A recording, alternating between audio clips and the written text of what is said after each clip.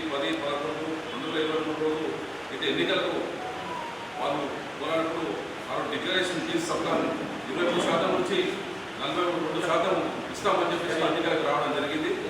మరి ఈరోజు ఈ తెలంగాణ ప్రభుత్వం ఏదైతే ఉందో మరి మొన్న జరిగినటువంటి క్యాబినెట్ సమావేశంలో ఒక ఆర్డినెన్స్ తీసుకొచ్చి జాప్యం చేస్తుంది. ఈ బీసీలని మోసం చేయడానికి అని చెప్పేసి నేను తెలియజేస్తున్నా. ఎందుకంటే ఒక అఖిలపక్ష బృందం తీసుకొని ప్రధాని దగ్గర పోయి అక్కడ ఢిల్లీలో వాళ్ళు ప్రధాని ఒత్తిడి చేసి అయితే 9వ షెడ్యూల్ ప్రకారం మనం తమిళనాడులో జరిగిన కాలాల్లో 9వ షెడ్యూల్లో చర్చించి మనకు రాజ్యాంగబద్ధంగా మనకు చట్టబద్ధంగా 42% రిజర్వేషన్ బీసీలకు ఇవ్వాలని చెప్పేసి మనం డిమాండ్ చేస్తే వస్తుండే. మరి ఆ పని తెలంగాణ ప్రభుత్వం చేయడం లేదు. బీసీలని మోసం చేయడం తప్ప వేరే లేదు.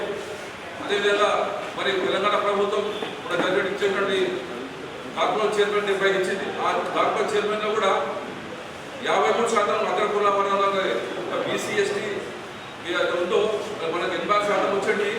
అగ్రకులాలకు 53, 75లో 53 వాళ్ళకి ఇవ్వడం జరిగింది. ఇట్లా ఈ తెలంగాణ ప్రభుత్వం మరి బీసీలకు అన్యాయం చేస్తుంది. కాబట్టి మనందరం కూడా రాబోయే స్థానిక ఎన్నికల్లో మనం బీసీల ఐక్యత చూపాలి.